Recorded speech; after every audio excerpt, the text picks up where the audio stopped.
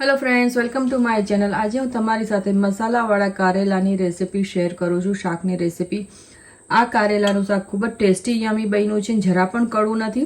આપણે એવી રીતે બનાવ્યું છે કે જરા પણ શાક કડવું નથી બનતું અને જે લોકોને શાક નથી ભાવતું એ પણ ખાશે અને જેને ભાવે છે તો ડબલ માંગીને ખાશે। છોકરાઓ પણ ખાતા થઈ જશે। ખૂબ જ હેલ્ધી બને છે અને વેટ લોસ વાળા લોકો પણ આરામથી આને ખાઈ શકે છે। આપણે આમાં કોઈ ડીપ ફ્રાય નથી કર્યા કારેલા।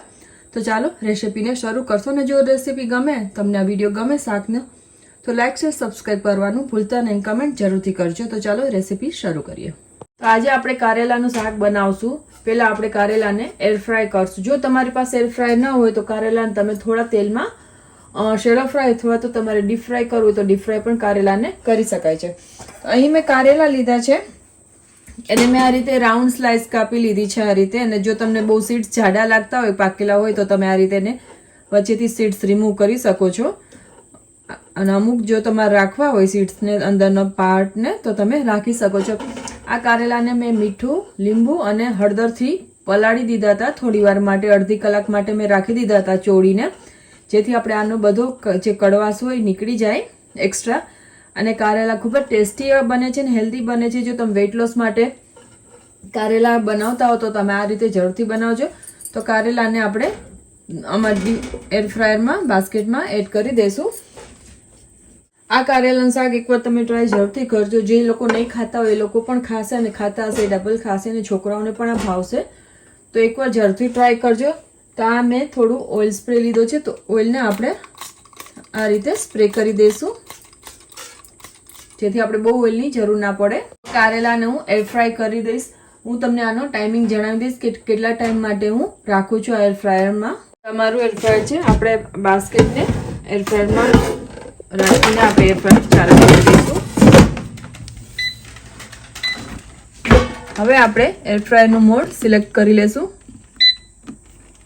10 મિનિટ માટે હું રાખીશ, અથવા તો તમારા ટેમ્પરેચર ઉપર ડિપેન્ડ્સ છે અને આપણે આને પણ થોડું વધારી દઈશું જેથી આપણા કારેલા જલ્દીથી ફ્રાય થઈ જશે।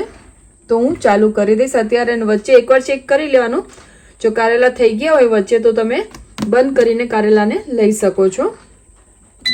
તો હું એર ફ્રાયર મેં ચાલુ કરી દીધું છે। આપણા કારેલા એર ફ્રાયરમાં થઈ જાય ત્યાં સુધીમાં આપણે અહીં અત્યારે મેં નોનસ્ટિક પેન લીધું છે। તમારે શેમાં બનાવવા છે તમારા ઉપર છે। આપણે થોડો મેં ચણાનો લોટ લીધો છે। ચણાના લોટને પહેલા આપણે ડ્રાય રોસ્ટ કરશું જેથી આપણે શાકમાં એડ કરશું ત્યારે ચણાના લોટની કચાશ નહીં આવે। આજે આપણે રાઈસની ચમચી આવે મોટી ટેબલ સ્પૂન, એ મેં 3 ચમચી જેટલો લીધો છે। તો ચણાના લોટને આપણે હવે ડ્રાય રોસ્ટ કરી લેશું। તમારે કેટલો લોટ એડ કરવો છે તમે નક્કી કરી શકો છો। ઓછો કરવો હોય તો તમે ઓછો પણ કરી શકાય છે અને વધારે એડ કરવો હોય તો વધારે કરી શકાય છે। અને મેં 3 મીડિયમ સાઇઝના કારેલા લીધા હતા। તો આ લોટને આપણે હવે રોસ્ટ કરી લેશું અને આવે ત્યાં સુધી આપણે લોટને રોસ્ટ કરવાનો છે અને થોડો એનો કલર સ્લાઇટલી ચેન્જ થઈ જશે। લોટ આપણે એકદમ સરસથી શેકાઈ ગયો છે, એનો કલર પણ ચેન્જ થઈ ગયો છે અને સુગંધ પણ સરસથી આવે છે। તો હવે લોટને આપણે બોલમાં કાઢી લેશું, વાટકામાં। લોટ મેં કાઢી લીધો છે। હવે આપણે એમાં ઓઇલ એડ કરશું। તમે ઓઇલ થોડું 2 થી 3 ચમચી જેટલું ટેબલ સ્પૂન જેટલું આપણે ચણાનો લોટ લીધો એનાથી થોડું વધારે લઈ શકો છો। તો આ રીતે આપણે હવે ઓઇલને ગરમ થવા દઈશું। ઓઇલ આપણું રેડી થઈ ગયું છે। આપણે એમાં થોડું જીરું એડ કરી દઈશું। તમારે રાઈ એડ કરવી તો રાઈ પણ આપણે આમાં એડ કરી શકીએ છીએ। થોડી રાઈ પણ હું એડ કરી દઈશ આમાં।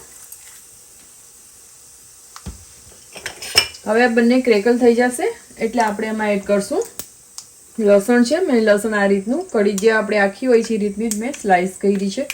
તમારે ચોપ કરવું હોય તો ચોપ પણ કરી શકો છો।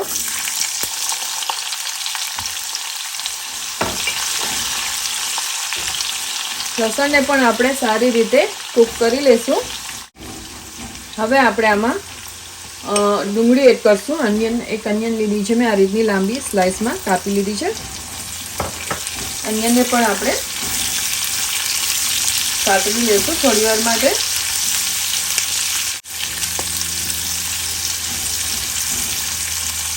હવે આપણે આમાં મસાલા કરી લઈશું। તો અહીં મેં દેગી મિર્ચ લીધી છે। મરચું તીખું નથી હોતું, ખાલી રંગ માટે હોય છે। તમારે તીખું લેવું તો તીખું પણ લઈ શકો છો. અહીં થોડો મેં ગરમ મસાલો લીધો છે. ધાણા જીરો આપણે એડ કરી દઈશું જરૂર મુજબ. હવે એમાં આપણે એડ કરશું હળદર. એકવાર આપણે આ બધા મસાલાને સારી રીતે પાછા કૂક કરી લઈશું.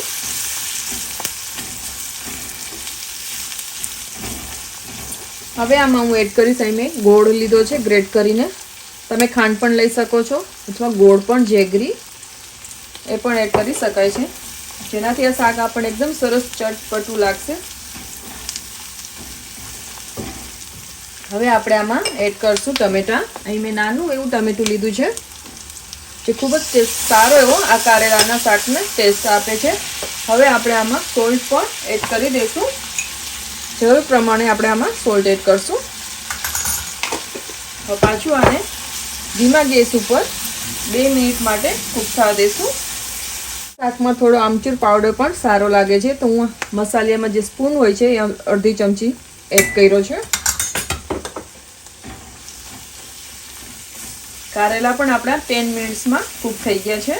તમે જોઈ શકતા હશો તેલ આપણું આમાં સરસથી એવું છૂટું પડી ગયું છે. અહીં હું લીંબુનો રસ પણ એડ કરીશ. 1.5 ટેબલ સ્પૂન જેટલો મેં રસ લીધો છે. હવે આપણે આમાં કારેલાને એડ કરી દઈશું. તમે જોઈ શકો છો આપણા એર ફ્રાય થઈ ગયા છે સારા એવા. તો કારેલાને પણ હવે આપણે આને 2 થી 3 મિનિટ માટે કૂક કરી લઈશું. જો તમારે આ સ્ટેજ ઉપર કારેલા આ રીતે ખાવા હોય તો આ રીતે પણ ખાઈ શકાય છે. અને તમારે જે ચણાનો લોટ આપણે હમણાં રોસ્ટ કર્યો એ પણ આમાં તમે એડ કરી શકો છો. પહેલાં આપણે કારેલાને થોડી વાર માટે આ રીતે હલાવી લેશું, મિક્સ કરી લેશું બધું. તો હવે આપણે આમાં આપણે જે ચણાનો લોટ રોસ્ટ કરીને રાખ્યો છે એ પણ એડ કરી દઈશું.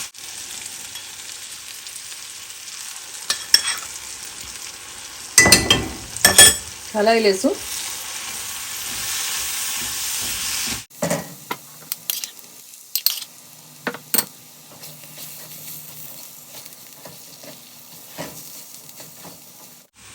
તો હવે આપણે આને લોટ મિક્સ કરી દીધો છે શાકમાં. હવે થોડું એવું પાણી આપણે આમાં એડ કરશું, 2 થી 3 ટેબલ સ્પૂન જેટલું, જેથી આપણે હમણાં શાકને ઢાંકીને લો ગેસ ઉપર મીડિયમ ગેસ ઉપર કૂક થવા દેવાનું છે. આપણે પાણી નથી જોતું,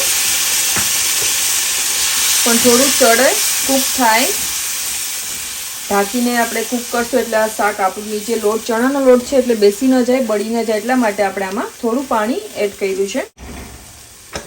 તો ગેસને હું હવે ધીમો કરી દઈશ. હવે આને આપણે ઢાંકીને કૂક થવા દઈશું. 5 મિનિટ આપણે ધીમા ગેસ ઉપર લો ગેસ ઉપર કૂક કરશું અને આપણું શાક પછી રેડી થઈ જશે. હવે આપણે શાકને ચેક કરી લઈએ. ગેસ મેં બંધ કરી દીધો છે. આ શાકને મેં 5 મિનિટ માટે જ ઢાંકીને સ્લો ગેસ ઉપર રાખ્યું હતું, તો ગરમ હશે ઢાંકણું. તો તમે જોઈ શકો છો આપણું શાક એકદમ સરસથી રેડી થઈ ગયું છે બનીને. અને આ શાક રોટલી પરોઠા ભાખરી સાથે ખૂબ જ સારું લાગે છે. શાકને આપણે હવે પ્લેટમાં કાઢી લઈએ.